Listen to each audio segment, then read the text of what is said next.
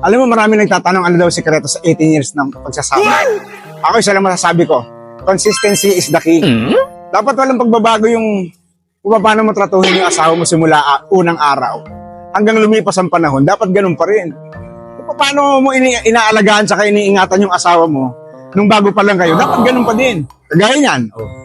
Di ba? Siyempre, dapat walang pagbabago. Kung bubuksan mo ng pinto, pagsasakay na sasakyan, kailangan gentleman, kailangan consistent simula unang araw. Lalo na sa mga tatay dyan. Kailangan consistent, di ba? 18 taon mo nang ginagawa.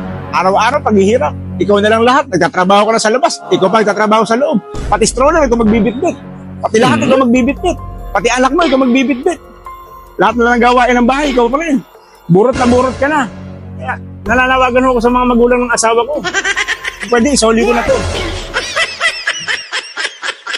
Di ba, ma? Kailangan consistent. Consistency is the key.